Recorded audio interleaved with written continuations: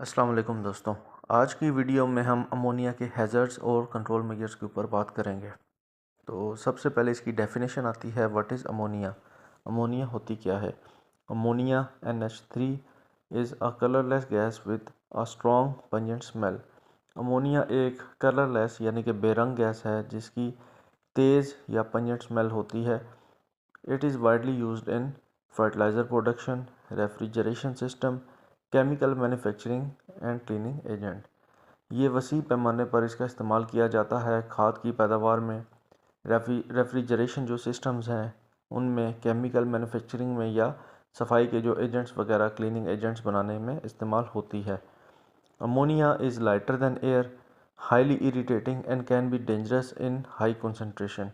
Ammonia का जो wait है वो हवा से हल्की होती है और इंतहाई इरिटेटिंग होती है, और अगर इसकी हवा में कंसंट्रेशन ज़्यादा हो तो ये ख़तरनाक हो सकती है।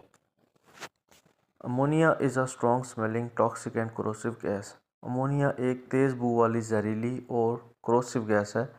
It can severely irritate the eyes, skin and respiratory system. ये आँखों, जल्द और जो आपका रेस्पिरेटरी सिस्टम है उस पे शदीद किस्म का असरअंदाज हो सकती है। आपको स्किन पे भी जो है ख़ारिश वगैरह हो सकती है, आँखों में जलन हो सकती है। Proper ventilation, gas detection, PPE, safe handling and emergency preparedness are the essential to prevent accident.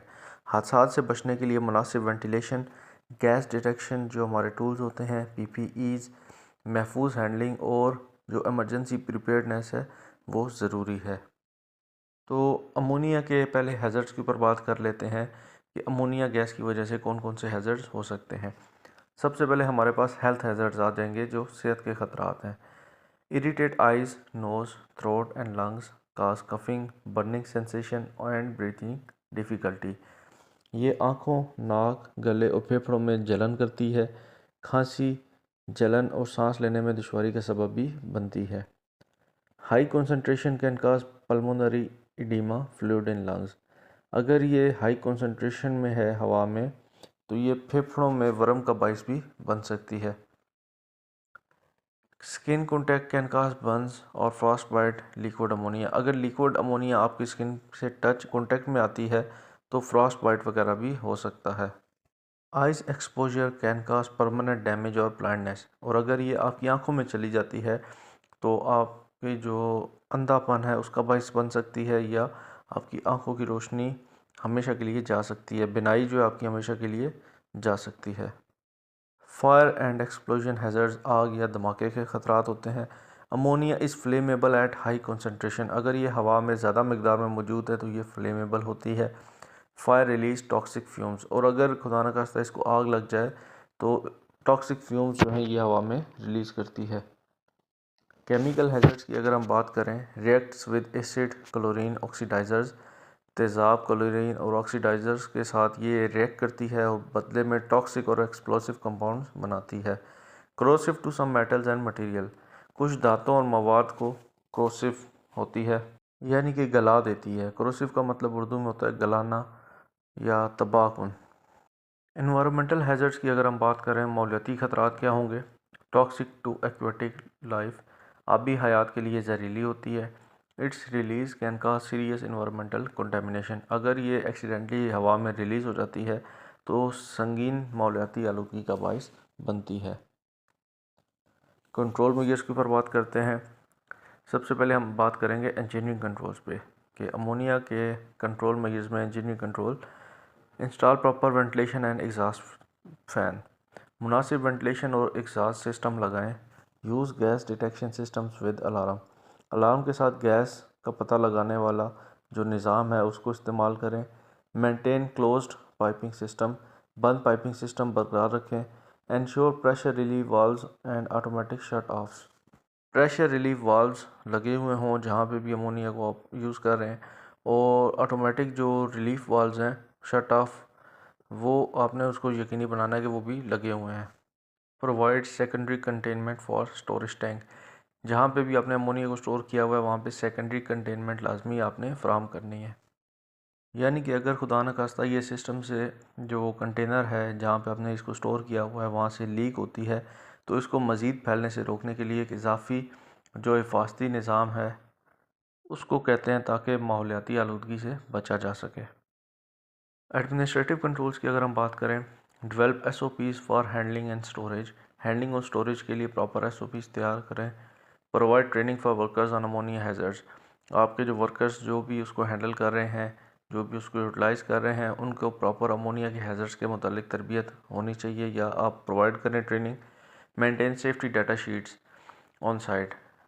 जो भी केमिकल आप यूज़ कर रहे हैं, आपने उसका जो SDSS सेफ्टी डाटा शीट है उसको साइट पर मेंटेन करना है, अप टू डेट रखना है। Perform regular inspection and leak testing. बाकायदगी से आपने उसको चेक करते रहना है और लीक टेस्ट करते रहना है। इस्टेब्लिश इमरजेंसी रिस्पांस प्लान, और किसी भी लीक होने की सूरत में हंगामी रद्द-ए-अमल का मंसूबा जो है वो इस्टेब्लिश आपकी वेबसाइट पे होना चाहिए। पर्सनल प्रोटेक्टिव इक्विपमेंट की अगर हम बात करें, फुल फेस रेस्पिरेटर्स और स्काबा फॉर हाई कंसंट्रेशन। ऐसे एरिया जहाँ पे हाई कंसंट्रेशन का खदशा हो वहाँ पे आपने स्काबा या फुल फेस रेस्पिरेटर इस्तेमाल करने हैं। Chemical resistance gloves. केमिकल जो रेजिस्टेंट ग्लव्स हैं जैसे रबड़ के ग्लव्स हैं या नियोप्रीन के हैं, वो आपने इस्तेमाल करने हैं। गॉगल्स, फेस शील्ड्स, इनका इस्तेमाल करना है। एप्रन एंड प्रोटेक्टिव क्लॉथिंग, आपने प्रॉपर एप्रन और जो प्रोटेक्टिव क्लॉथिंग है उनका इस्तेमाल करना है। इसके अलावा जो सेफ्टी शूज़ हैं वो आपके पास होने चाहिए, पहने हुए हों। सेफ़ हैंडलिंग मेजर्स के ऊपर अगर हम बात करें, storage cylinder upright and secured. जिस सिलेंडर में ये स्टोर्ड है उसको सीधा रखें और महफूज रखें। अवॉइड स्मोकिंग, तंबाकू नोशी ना करें। स्पार्क्स एंड ओपन फ्लेम्स, जिस एरिया में ये स्टोर्ड है वहाँ पे कोई स्पार्क या ओपन फ्लेम नहीं होना चाहिए। Never enter an ammonia factory area without testing the air.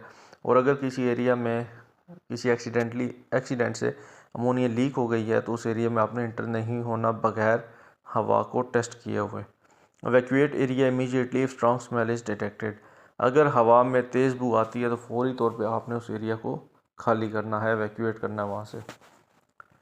Emergency measures क्या होंगे? हंगामी इकदामात। Move exposed person to fresh air. अगर खुदा न खास्ता कोई पर्सन का एक्सपोजर होता है अमोनिया को तो फौरी तौर पर उसको फ्रेश एयर में आपने मुंतकिल करना है। Flush I skin with water for at least 15 minutes. आँखों और या अगर जिल्द में कॉन्टैक्ट पे आई तो कम से कम उसको 15 मिनट तक आपने धोना है। Use emergency showers and I wash station. Emergency showers और आई वॉश स्टेशन का इस्तेमाल करना है। Isolate leak and notify emergency response team.